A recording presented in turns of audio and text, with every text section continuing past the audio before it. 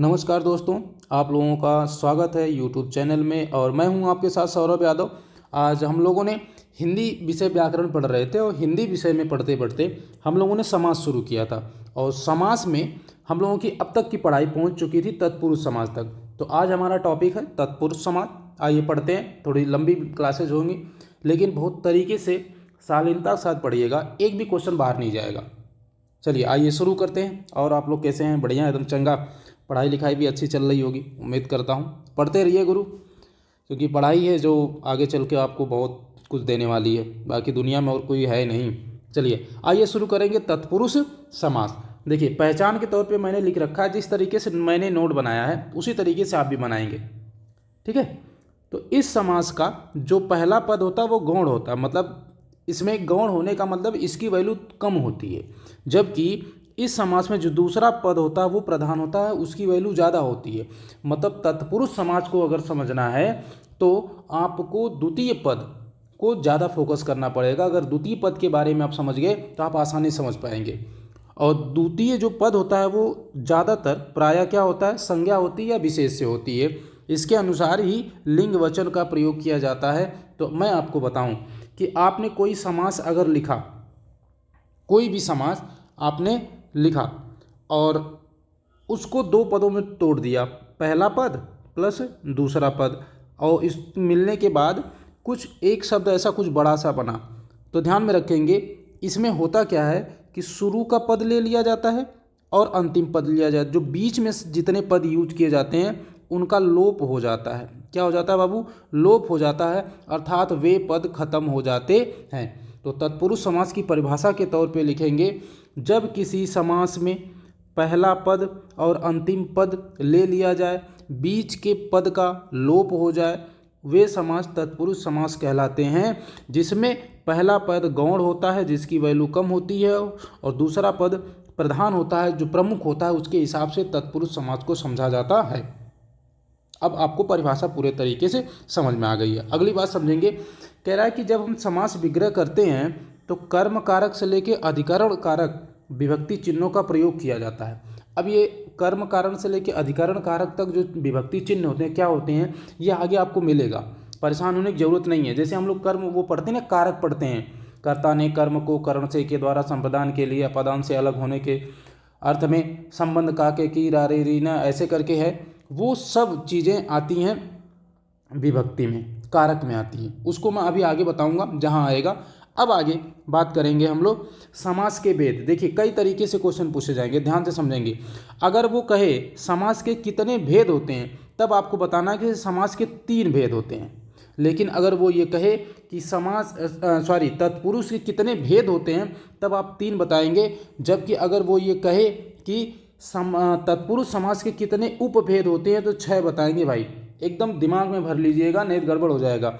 और 3 उपभेद जो भेद हैं उसमें तत्पुरुष समास खुद है, उसके बाद कर्मधारय समास है, उसके बाद द्विगु समास है। मतलब कर्मधारय समास और द्विगु समास भी तत्पुरुष समास के अंतर्गत ही आते हैं। ये बात आप ध्यान में रखेंगे कि तत्पुरुष समास के अंतर्गत कर्मधारय समास और द्विगु समास आता है और तत्पुरुष समास के 6 उपभेद होते हैं। ये बात आपको ध्यान में रखनी है, ठीक है। अब 6 कौन कौन से होते हैं वो समझ लीजिए। कह रहा है कि नैज तत्पुरुष समास, लुप्त पद तत्पुरुष समास, अलुक तत्पुरुष समास, लुप्त कारक चिन्ह तत्पुरुष समास, उपपद तत्पुरुष समास और प्रातिपद तत्पुरुष समास। इसका मतलब ये हो गया तत्पुरुष समास के 6 उपभेद होते हैं और 6 के नाम कुछ इस प्रकार से थे। क्लियर हो गया भाई कि न्यायी तत्पुरुष, लुप्त पद तत्पुरुष, अलुक तत्पुरुष, लुप्त कारक चिन्ह तत्पुरुष, उपपद तत्पुरुष, प्रातिपद तत्पुरुष। और अगर भेद पूछे तत्पुरुष समास, कर्मधारय समास और द्विगु समास, ये इसके भेद हो गए। यहाँ तक भाई बात क्लियर हो गई होगी, क्योंकि मैंने देखा हुआ है कि आप ऊपर ऊपर से समास पढ़ लेते हैं, जब अंदर आप नहीं जाते हैं। तो जब कभी भी जो इस समय का एग्जाम का ट्रेंड चल रहा है वो यही चल रहा है कि आपको वो खखोर के पूछेगा, अंदर से पूछेगा कि भाई अंदर का बताइए क्या आएगा। तो जब अंदर आप पढ़े नहीं है तो फिर काम गड़बड़ हो जाएगा। इसलिए कायदे से जैसे मैंने लिखा है वैसे नोट्स बनाइएगा। और इसके बाद जैसे ये टॉपिक कंप्लीट होगा हम लोग कंप्लीट समाज के जितने अब तक के प्रश्न आए हैं किसी भी एग्ज़ाम में, यहाँ तक कि पीसीएस में, यूपी टेट में, टीचिंग एग्ज़ाम में या जितने भी लेखपाल में, आरओ आरओ में, सबको सॉल्व करेंगे भाई, ताकि समास से आने वाले क्वेश्चन गलत ही ना हो। बात समझ में आई? तो क्लियर हो गया समास के भेद और समास के उपभेद। अब हम बात करेंगे, पहला उपभेद पढ़ेंगे, नेज तत्पुरुष समास। और नेज का अर्थ होता है नहीं, अर्थात कोई भी काम आप कर रहे हो अगर उसमें नहीं लग जाए तो पूरी संभावना ये हो जाती है कि वहाँ नेज तत्पुरुष समास होगा। आगे कह रहा है, देखेंगे आगे वो कह रहा है कि इस समास में निषेध का बोध कराने के लिए, निषेध का बोध कराने के लिए क्या करते हैं, हम अ लगा देते हैं आगे, या अन लगा देते हैं, या अन लगा देते हैं, या ना प्रयुक्त करते हैं। इसलिए इस समास को हम नेज तत्पुरुष समास कहते हैं। देखिए एग्जाम्पल देखेंगे, एकदम क्लियर कट आपको समझ में आ जाएगा। जैसे योग्य शब्द है, लेकिन हमने आगे उपसर्ग लगा दिया अ, अब कहा इसका अर्थ हो गया योग्य नहीं। पहले योग्य का मतलब योग्य होता था, जैसे ही हमने अ इसमें ऐड करा अब हो गया योग्य नहीं। संभव था, लेकिन जैसे ही आ लगाए उसके आगे लग गया नहीं, क्योंकि नेज का मतलब ही होता है नहीं। सत्य था, लेकिन जैसे अ लगा दिए सत्य नहीं। कारण था, अ लगा दिए अकारण बन गया। स्थिर था, अ लगा दिए अस्थिर बन गया। अनावश्यक आवश्यक था, लेकिन हमने आ लगा दिया, अन लगा दिया तो अनावश्यक बन गया। आहूत शब्द था, मतलब आहूत का मतलब बुलाना होता है, हमने जैसे ये कह दिया अनाहूत मत बुलाइए, नहीं बुलाइए, अनाहूत नहीं बुलाया गया। अगला है होनी शब्द था, हमने अन जोड़ दिया, अनहोनी हो गया। होनी का मतलब जो होने वाला होता है उसे बोलते हैं होनी। अनहोनी का मतलब जो नहीं होने वाला होता है वो भी हो जाता है। और आवरण होता है, हमने इसमें जो अनावरण, आवरण का मतलब होता है भैया ढका हुआ, अनावरण का मतलब होता है नंगा, मतलब ढका ना हो भाई, हाँ नहीं तो तुम लोग कहीं और समझ जाते हो, बहुत तेज दिमाग है। जैसे यहाँ पे शब्द था देखा, हमने उसमें अन जोड़ दिया, हो गया देखा नहीं। वो राजपाल यादव वाला डायलॉग है कि बांडिया तुमने क्या देखा, अरे नहीं नहीं नहीं हमने कुछ भी नहीं देखा, वैसा वाला सीन है। तो शब्द था चाहा, हमने उसमें उपसर्ग जोड़ दिया अन। शब्द था मोल, हमने जोड़ दिया अन। चेतन था, अ जोड़ दिया। पवित्र था, अ जोड़ दिया। अनाचार था, अ जोड़ दिया। लायक था, नालायक बना दिया। पसंद था, नापसंद कर दिया। पाक था और नापाक कर दिया, मतलब कोई चीज़ पाक होती है तो वो बहुत पवित्र मानी जाती है, और नापाक का मतलब अपवित्र मानी जाती है। मुस्लिम धर्म का वो है, शब्द है। लेकिन ठीक है, हमें एक बात समझ में आई, हम नेज तत्पुरुष समास उसे ही कहेंगे जिसके जिन संज्ञाओं के सामने कौन कौन से उपसर्ग लग जाए, अ लग जाए, अन लग जाए, ना लग जाए, और उसका अर्थ नहीं में कन्वर्ट हो जाए। अगर वो नहीं का अर्थ देता है तो पूरी ये संभावना है कि वो नेज तत्पुरुष समास होगा। एकदम भाई बात समझ में आ गई है। जितने एग्जाम्पल है, एग्जाम्पल देखिए मैंने बहुत सारे लिख रखे हैं। एग्जाम्पल इसलिए लिख देता हूँ ताकि आप गलती ना करें। आप जितने ज़्यादा प्रैक्टिस किए रहेंगे उतने ज़्यादा बेहतर बनेंगे। चलिए आइए दूसरी बात करेंगे। दूसरा है लुप्त पद तत्पुरुष समाप्त। देखो लुप्त का मतलब होता है भैया गायब, अगर, और पद का मतलब होता है शब्द, मतलब अगर कोई शब्द बीच से गायब कर दिया जाए, अगर कोई शब्द बीच से गायब कर दिया जाए तो हम कहेंगे लुप्त पद तत्पुरुष समास। इसको पढ़ेंगे तो समझ में आएगा। कह रहा है कि जिस समास में दो पदों के बीच प्रयुक्त अन्य पदों का लोप हो जाता है उसे लुप्त पद या मध्यम पद लोप तत्पुरुष समास कहते हैं। जैसे आपको समझ में आएगा, एक एग्जाम्पल देखेंगे एकदम भाई कर रहा समझ में आएगा, एक भी गलत नहीं होगा। जैसे हमने लिखा रेलगाड़ी, तो रेलगाड़ी का मतलब होता है कि रेल पर चलने वाली गाड़ी। अब रेल पर चलने वाली गाड़ी, तो हमने बीच से क्या कर पट यहाँ से लेके यहाँ तक का बीच वाला हिस्सा क्या कर दिया, गायब कर दिया। जब गायब कर दिया तो लास्ट में बचा का, इधर रेल बची, इधर गाड़ी बचा। बात समझ में आई? इधर रेल बची, इधर गाड़ी बचा। तो ये बात समझ में आ गई। आगे देखेंगे भाई, यहां तक एकदम क्लियर कट समझ में आ गया भाई।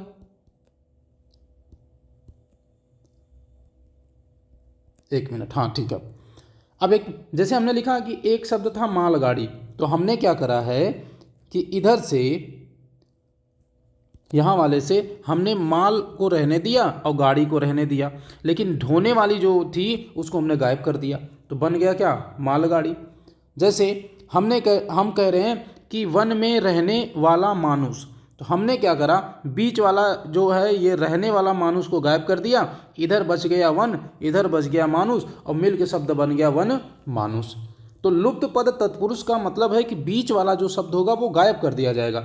जैसे हम लिख रहे हैं बैलगाड़ी, तो हमने बैल यहाँ से ले लिया, यहाँ से गाड़ी ले लिया, लेकिन बैल से चलने वाली जो गाड़ी बीच में शब्द लिखा गया है इसको हमने गायब कर दिया, तो बन गया बैलगाड़ी। क्लियर, समझ में आ रहा है? जैसे हमने लिखा जल कुंभी, तो जल आगे वाला शब्द, पीछे वाला कुंभी, बीच में जो शब्द आएगा उसे हमने गायब कर दिया। मधुमक्खी, मधु को एकत्र करने वाली मक्खी, मक्खी को रहने दिया, मधु को रहने दिया, एकत्र करने वाले शब्द को गायब कर दिया।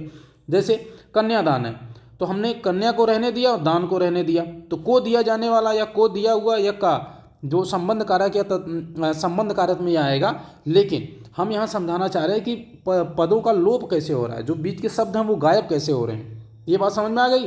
तो मधुमक्खी हो, कन्यादान हो, जलकुंभी हो, पर्णशाला हो, वनमानुष हो, रेलगाड़ी हो या मालगाड़ी हो, ये जितने शब्द हैं इनके बीच के पदों को गायब कर दिया जाता है, तो उसे हम बोल देंगे लुप्त पद तत्पुरुष समास। भाई इतना क्लियर हो गया? आगे भी बहुत सारे एग्जाम्पल है, देखना। जैसे हमने लिखा जलपोत, तो जल रहने दिया, पोत्र बीच का सब गायब कर दिया हमने आंसू गैस लिखी, आंसू रहने दिया और गैस रहने दी, बीच में गायब कर दिया। हमने जलयान लिखा, जल पर चलने वाला यान, तो हमने जल रहने दिया, यान रहने दिया, बीच वाला गायब कर दिया। हमने दही बड़ा लिया, ये कई बार पूछा भी गया है, दही बड़ा में कौन सा समास होता है? तत्पुरुष समास होता है। दही में डूबा हुआ बड़ा, और यहाँ दही रहने दिया, यहाँ बड़ा रहने दिया, बीच में गायब कर दिया। पवन चक्की, पवन से चलने वाली चक्की, तो पवन को रहने दिया, चक्की को रहने दिया हमने ना भाई। हथकरघा, हाथ से चलने वाला करघा, तो बीच वाला गायब कर दिया। पर्णशाला, पढ़ रहने दिया, इधर शाला रहने दी, इधर निर्मित से गायब कर दिया हमने पनडुब्बी लिखा, पानी रहने दिया, पोत रहने दिया। रसगुल्ला लिखा, रस लिखा, हमने गोला लिख दिया, गुल्ला रहने दिया, बीच वाला गायब कर दिया। तो हमें एक चीज़ समझ में आ रही है कि बीच के शब्दों को अगर गायब कर रहे हैं तब उसे हम बोलेंगे लुप्त पद तत्पुरुष समास। जैसे पकौड़ी, पकौड़ा, ये सब हैं, ये सब चीज़ें हैं, आप बहुत आसानी से समझ जाएंगे। चलिए आएंगे, तीसरा समास है अलुक तत्पुरुष समास। ये है, थोड़ा सा ध्यान से समझेंगे तब भाई समझ में आएगा। ये अलुक तत्पुरुष समास कह रहा है कि प्रथम पद के साथ कारक विभक्ति चिन्ह किसी न किसी रूप से उपस्थित रहता है, अर्थात हम कह सकते हैं प्रथम पद संस्कृत की विभक्ति के रूपों की तरह प्रयोग किया जाता है, वहाँ अलुक तत्पुरुष समास होता है। अब इसमें बहुत दिमाग नहीं लगाना भाई, बस इतना याद रखना है कि ये जो एक ऐसा समास है जिसमें जो पहला पद होगा उसमें कारक चिन्ह लगा होगा, विभक्ति चिन्ह उसमें लगा रहेगा, आपको दिखाई दे या ना दिखाई दे। आप बोलेंगे सर दिखाई नहीं देगा, दिखाई का मतलब भाई जरूरी नहीं कि वो दिखाई दे। बात समझ रहे हैं आप? अब उदाहरण देखेंगे तो आपको एकदम समझ में आएगा भाई। जैसे उसने कहा कि भयंकर, तो भय को पैदा करने वाला, भय को पैदा करने वाला, तो देखो भय के साथ क्या लगा, विभक्ति चिन्ह को लगा है। शुभंकर, शुभ को करने वाला, को लगा हुआ है। युधिष्ठिर, युद्ध में स्थिर रहने वाला, तो विभक्ति चिन्ह या कारक चिन्ह क्या लगा है, में लगा है। थानेदार, थाने का मालिक, का क्या है, संबंध है, संबंध कारक है ना, तो कारक चिन्ह होना चाहिए, बस इतना ध्यान रखना। अलुक में कारक चिन्ह का प्रयोग किया जाएगा, वो कौन से शब्द के साथ, पहले वाले शब्द के साथ, मतलब प्रथम पद के साथ। जैसे नरोत्तम है, नरों में उत्तम, तो में लगा हुआ है। मृत्युंजय है, मृत्यु को जीतने वाला।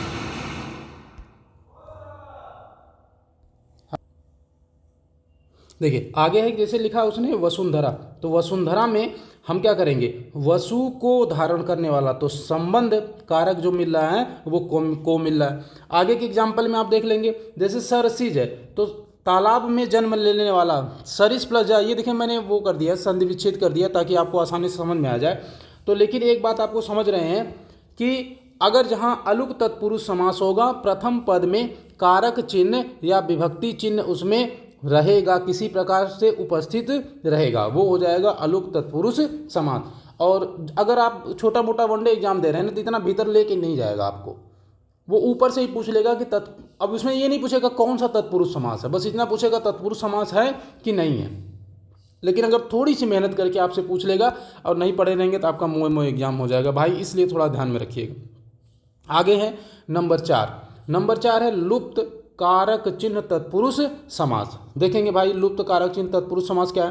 कह रहा है कि समास में जो कारक से लेके, मतलब कर्म कारक से लेकर अधिकरण कारक तक कर्म कारक से लेके अधिकरण कारक चिन्ह विभक्ति चिन्हों को लुप्त कर दिया जाता है, इसलिए इसे लुप्त कारक चिन्ह तत्पुरुष समास कहते हैं। बस सिंपल सी बात है कि भैया कारक चिन्ह को इसमें से गायब कर दिया जाएगा। जो कारक चिन्ह होगा इसको यहाँ से गायब कर दिया जाएगा। और कहाँ से लेके, कर्म कारक से लेके, मतलब कर्म कारक से लेके कहाँ तक, अधिकरण कारक तक जितने चिन्ह होते हैं सबको गायब कर देंगे। अब कारक चिन्ह होते क्या भाई, यहाँ बताऊंगा आपको। चाहे होता तो पहले ही बता दिया होता, लेकिन जहाँ जिसकी ज़रूरत है वहाँ बताऊंगा, परेशान होने की ज़रूरत नहीं है। तो कारक चिन्ह देखेंगे भाई, देखो कर्ता ने, कारक चिन्ह कर्ता का क्या हो गया ने, कर्म कारक का को, करण कारक का से, मतलब जहाँ जुड़ने की बात आएगी वहाँ करण कारक होता है। संप्रदान के लिए अपादान से, देखो यहाँ पर भी से है, यहाँ पर से, लेकिन जहाँ अलग होने के लिए से यूज किया जाएगा वहाँ अपादान कारक होगा। तो ये बात ध्यान में रखनी है, कोई चीज़ अगर किसी से जुड़ रही है वहाँ पे से लगा हुआ है तो वहाँ करण कारक है, लेकिन अगर कोई चीज़ किसी से अलग हो रही है वहाँ पे से लगा हुआ है तो अपादान कारक होगा। संबंध आप समझ सकते हैं कि का, की, के, रा, री, रे और डॉट डॉट डॉट, और बना सकते हैं नानी ने, ऐसे करके। अधिकरण कारक में, पर, पे, के, ऊपर, के भीतर, के बाद डॉट डॉट डॉट, और भी आप बना सकते हैं। बस अधिकरण का मतलब किसी चीज़ के ऊपर या किसी चीज़ में, जैसे होता है ना कि गंगा नदी में नहा रहे हैं तो उस तरीके से, या नदी के ऊपर पक्षी उड़ रहे हैं, या छत पर बैठे हैं, तो इस तरीके से अधिकरण कारक वहाँ यूज किया जाएगा। तो बस इतनी बात समझनी है। लुप्त कारक चिन्ह तत्पुरुष समास में जो कारक चिन्ह होगा वो मतलब वहाँ से उसका लोप कर दिया जाएगा, उसको गायब कर दिया जाएगा। बस ये बात आपको समझनी है। अगर इतनी बात समझ गए तो क्लियर हो जाएगा। जैसे आगे देखेंगे उदाहरण से तो एकदम समझ में आ जाएगा। उदाहरण क्या है भैया, उदाहरण कह रहा है कि अकाल पीड़ित, तो इसको अलग करेंगे तो अकाल पीड़ित, लेकिन यहाँ एक शब्द यूज किया गया है से, यहाँ पे एक शब्द यूज किया गया से, तो ये क्या, कौन वाला से था, करण कारक वाला। शरणागत, शरण को आगत, कर्म कारक। तुलसी रचित, तुलसी के द्वारा रचित है तो करण कारक से के द्वारा।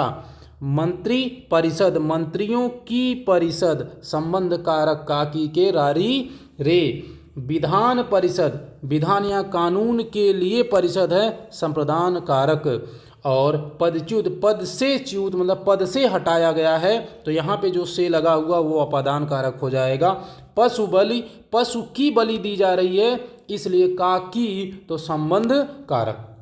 सिंपल सी बात समझ में आई कि जहाँ पर कारक चिन्ह का लोप कर दिया जाता है उसे हम बोलते हैं लुप्त कारक चिन्ह तत्पुरुष समास। बस सिंपल सी बात है, बहुत दिमाग लगाने की भाई जरूरत नहीं है।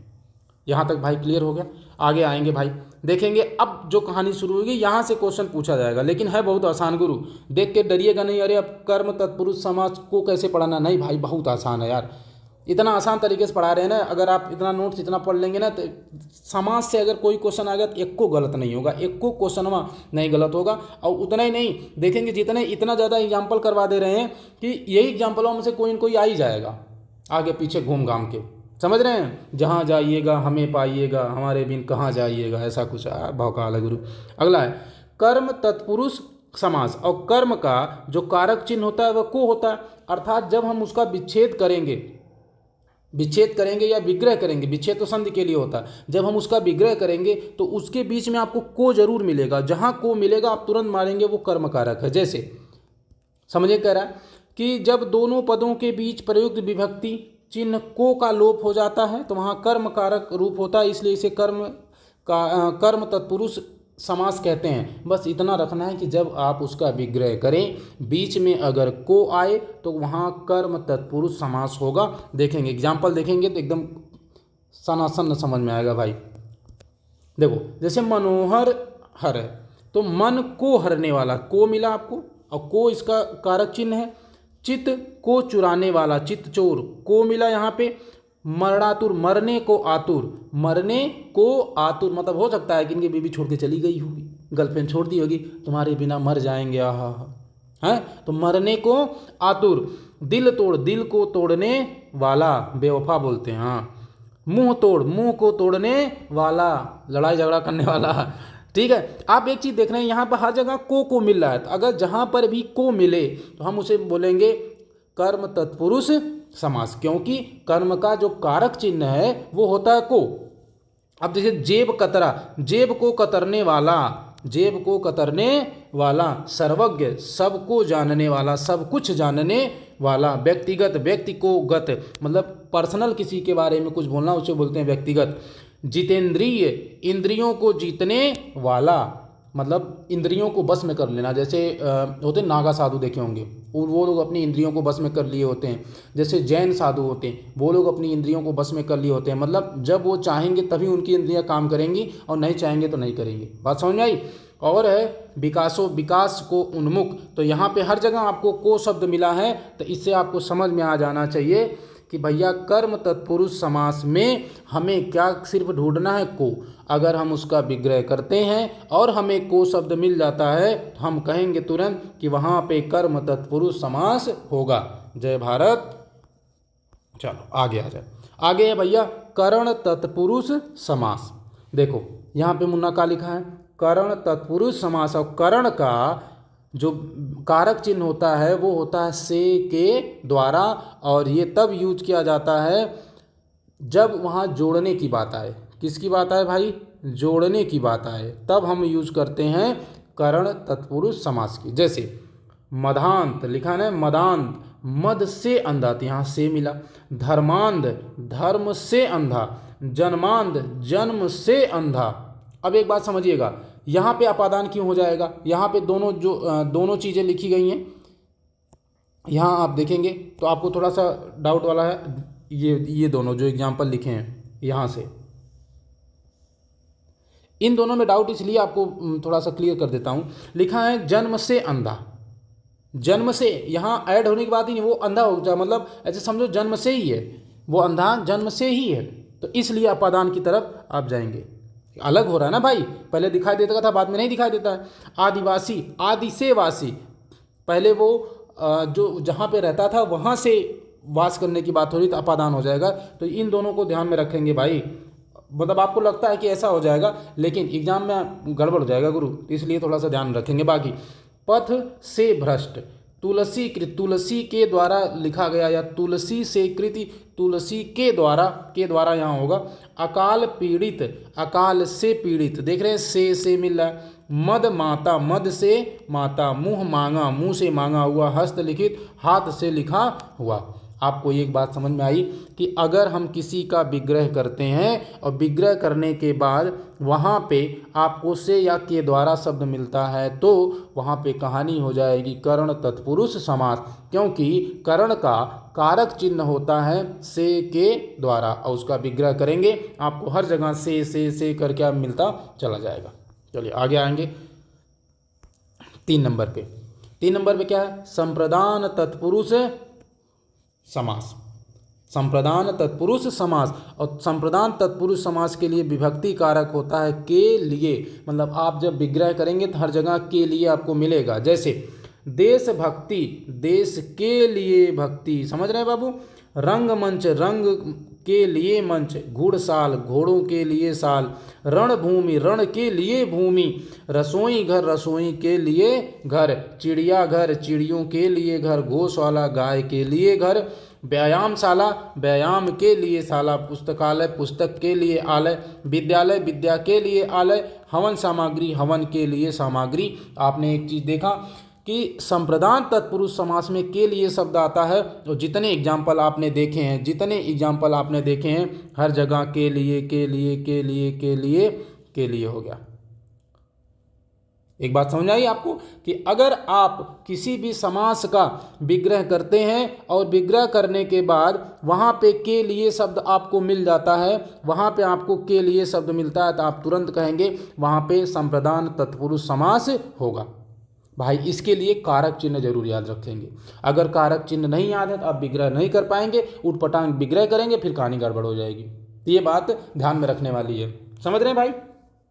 चलिए, तो संप्रदान तत्पुरुष समास क्लियर हो गया भाई। आगे आएंगे। अच्छा, एक चीज़ और बता देते हैं आपको, जैसे यहाँ पे नोट करके मैंने लिख दिया है कि जिन शब्दों के शब्द में घर लगा हो या साला लगा हो या आलय लगा हो या आवास हो और सामग्री लिखा हो, उनमें संप्रदान तत्पुरुष समास होता है। सिंपल सी बात समझ लेनी है। जैसे आप देख लो, यहाँ पे एक शब्द लिखा था घर, यहाँ पे घर लिखा था, यहाँ पे घर लिखा था। जब हमने इनका जब हम विग्रह करिए हैं तो हमें रसोई के लिए घर, चिड़िया के लिए घर, घर की बात आ रही है तो इसका मतलब घर अगर संप्रदान होगा। हमने कहा कि यहाँ पे शाला लिखा है, ठीक है, व्यायामशाला, तो हमने यहाँ पे शाला भी मिल गया, वो वाला शाला नहीं रे, हाँ तुम लोग वो वाला शाला नहीं, मतलब जहाँ के लिए वो चीज़ बनाई जाती है उसे शाला बोलते हैं, समझ आई बात। हाँ, आलय, आलय आलय यहाँ पर भी, और लास्ट में है एक शब्द है सामग्री, तो सामग्री, अर्थात अगर जिन शब्दों के अंत में घर मिल जाए, शाला मिल जाए, आलय मिल जाए, आवास मिल जाए, सामग्री मिल जाए, वहाँ बिना सोचे समझे मार देंगे, तत्पुरुष संप्रदाय तत्पुरुष समास होगा। बात क्लियर हो गई भाई, एकदम चकाचक गुरु। चलो अगर यहाँ तक चकाचक है तो फिर आगे चल रहे हैं। आगे है अपादान तत्पुरुष समास। किसकी बात हो रही है? अपादान तत्पुरुष समास, अलग होने के अर्थ में। अलग होने के अर्थ में जब कोई चीज़ किसी से पहले जुड़ी रहे हो, अगर वहाँ से वो अलग होती है या वहाँ से दूरी बनती है तो वहाँ अपादान तत्पुरुष समास होगा।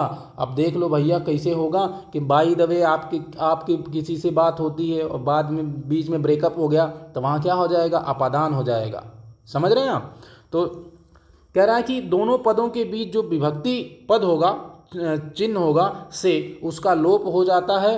और लोप होने का मतलब अलग होने की बात करते हैं, अलग का अर्थ वहाँ देता है, इसलिए इसे अपादान तत्पुरुष समास कहते हैं। अभी एक एग्जाम्पल देखेंगे भाई, एकदम चकाचक गुरु समझ में आएगा, आपको गलत नहीं होगा। जैसे अकाल मुक्त, अकाल से मुक्त, मतलब वहाँ अकाल पड़ा था लेकिन अब अकाल नहीं है, अर्थात अब जो अकाल पड़ने की कंडीशन थी वो खत्म हो चुकी है, उससे अलग हो गया है। पाप मुक्त, पाप से मुक्त, मतलब पहले पापी था अब पापी नहीं रहा है। भयभीत, भय से भीत, डरा हुआ, पहले ये समझिएगा भय से भीत मतलब उसे अलग होने की, भागोगे, डरोगे, ये हो गया। नरक भय, नरक से भय। अब कहेंगे सर यहाँ पर भी से था वहाँ पर भी से था, भाई वहाँ जोड़ने के अर्थ में से यूज होता था और यहाँ पे अलग होने के। जैसे आदिवासी, आदि से वासी अभी आया था आपने, जैसे इंद्रियातीत, इंद्रियों से अतीत, आशातीत, ये तो कई बार पूछा गया था अतीत। हृदयहीन, भयहीन, धनहीन, धन से हीन, भाई ये भी पूछा गया कई बार। तो इसका मतलब है आप एक चीज़ देख रहे होंगे, अपादान तत्पुरुष में जब आप उसका विग्रह करेंगे आपको से मिलेगा और से में अलगाव की बात होगी, अलगाव की बात होगी, वो उससे दूर हो रहा होगा या वो चीज़ खत्म हो रही होगी, तो वहाँ हो जाएगा अपादान तत्पुरुष समास। भाई एकदम बात क्लियर हो गई गुरु, चकाचक। जैसे हम नोट बनाएंगे वैसा नोट बनाइएगा, एकदम कोई गड़बड़ी नहीं गुरु। आगे संबंध तत्पुरुष समास, संबंध तत्पुरुष समास। संबंध का मतलब क्या? संबंध कारक का चिन्ह क्या था? का, की, के, रा, री, रे के अर्थ में, अर्थात जब हम कहीं पर का, की, के, रा, री जब हम विग्रह करें और हमें का, की, के, रा, री, रे ये शब्द मिल जाए तो हम तुरंत समझेंगे कि वहाँ संबंध की बात हो रही है, तो वहाँ पे जो समास होगा वो हो जाएगा संबंध तत्पुरुष समास। जैसे रामचरित, राम का चरित, तो चरित किसका है? राम का है, तो संबंध किसका? चरित संबंध किससे है? राम से है, तो हुआ ना, चरित का संबंध राम से है। जैसे तुलसी की माला, तो भैया ये माला किसकी है? तुलसी की है। चाय बागान, बागान किसका है? चाय के बागान है। राज दरबार, राजा का दरबार, दरबार किसका है? राजा का है, या दरबार किससे संबंधित है? राजा से संबंधित है। गंगा जल, तो जल किससे संबंधित है? गंगा से संबंधित है। गंगा तट, तट किससे संबंधित है बाबू? गंगा से संबंधित है। राजपुत्र, राजा का पुत्र, पुत्र किसका है? राजा का है, तो पुत्र का संबंध किससे है? राजा से है। स्वर्गगत, स्वर्ग को जाने वाला, तो स्वर्ग कौन जाएगा भैया? जो अच्छा अच्छा काम करेगा। कन्यादान, कन्या का दान। मंत्री परिषद, मंत्रियों की परिषद, परिषद किसकी है? मंत्रियों की है। ये बात समझ में आ गई। जहाँ पर भी विग्रह करते समय का, की, के, रा, री, रे मिले वहाँ पे संबंध तत्पुरुष समास हो जाएगा। ठीक है बाबू। अगला है अधिकरण तत्पुरुष समास।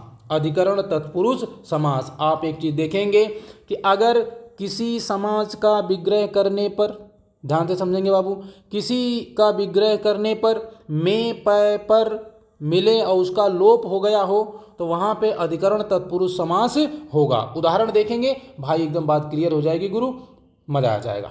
जैसे कह रहा कि आनंद मग्न, आनंद में मगन, तो में मिलता कि नहीं बाबू अधिकरण। तीर्थाटन, तीर्थ में आटन, और आटन का मतलब होता है भ्रमण, मतलब तीर्थ को घूमना। तो यहाँ पे अब ऐसा नहीं कि तीर्थ को घूमना, तो को आ गया तो संबंध ना मुनना, गलत हो जाएगा। तो तीर्थ में आटन होता है, ना कि तीर्थ को आटन होता है। अच्छा, कवि पुंगव, कवियों में श्रेष्ठ, किसमें श्रेष्ठ, तो अधिकरण हो गया कि बहुत सारे कवि हैं, उसमें मुनि श्रेष्ठ, मुनियों में श्रेष्ठ। जीव दया, जीवों पर दया। पराश्रित, दूसरे पर आश्रित, दूसरे पर निर्भर। जैसे आप लोग अभी तैयारी कर रहे हैं तो मम्मी पापा से पैसा लेते होंगे, तो आप लोग किस पे आश्रित हैं, मम्मी पापा पे आश्रित हैं। वन वास, वन में वास, बोलने में चतुर, वाक पटु। कविराज, कवियों में राजा, कवियों में राजा। मध्यांतर, मध्य में अंतर, मतलब दो पार्ट में क्या अंतर, उसे बोलते हैं मध्यांतर। जब मूवी देखते हैं ना तो आप उसमें देखते होंगे आता इंटरमिशन करके लिख के आता होगा कि पार्ट 1 खत्म हुआ, पार्ट 2 में क्या होगा, मतलब पूरे कहानी के बीच का हिस्सा बोलते हैं मध्यांतर। कह रहा है कि नराधम, नर का मतलब होता है मनुष्य, और अधम का मतलब होता है नीच, मतलब नीच, अधम नीच मतलब नरों में नीच जो होता है। काव्य निपुण, काव्य में निपुण। तल्लीन, तत् में उसी में लीन, जब आप किसी चीज़ को पढ़ते पढ़ते उसी में लीन हो जाएं, किसी से प्यार करते करते उसके प्यार में एकदम लीन हो जाए तो उसे बोलते हैं तत्लीन। आप भगवान की पूजा करते करते उनकी पूजा में एकदम मगन हो जाए तो उसे बोलते हैं तल्लीन हो जाना। वाह वाह, बोलो हर हर महादेव। आगे, जलमग्न, जल में मग्न, जल में डूबा हुआ, तो यहाँ भी शब्द मिल रहा है में। डिब्बा बंद, डिब्बा में बंद। आप ये एक चीज़ देखे होंगे, इस पूरे समास में अधिकरण में पर अगर मिले तो आप अधिकरण तत्पुरुष समास कहेंगे। भाई बात एकदम चकाचक गुरु क्लियर हो गई। अगर यहाँ क्लियर हो गई तो लास्ट में बचा हुआ था उपपद तत्पुरुष समास, क्योंकि तत्पुरुष हमें पूरा पढ़ना है तो पूरा पढ़ेंगे, छोड़ेंगे तो है नहीं भाई।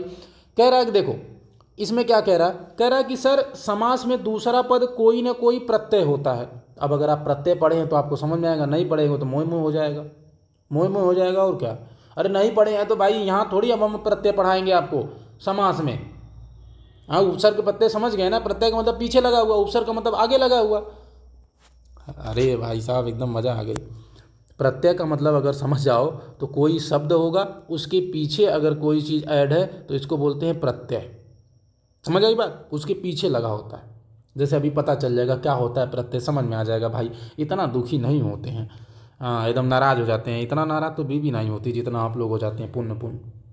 हाँ, झिंगल लहू। देखो भाई आगे, तो उपपद तत्पुरुष समास में दूसरे पद में ध्यान रखेंगे भाई, पहले पद में नहीं, दूसरे पद में। दूसरे पद में क्या होगा, कोई न कोई प्रत्यय होगा, इसलिए उसको बोलते हैं उपपद तत्पुरुष समास। जैसे एग्जाम्पल के तौर पे आप क्या रखेंगे, राजनीतज्ञ, तो राजनीति को जानने वाला ज्ञ, तो इसमें क्या मिल गया, प्रत्यय क्या मिल गया, ज्ञ मिल गया।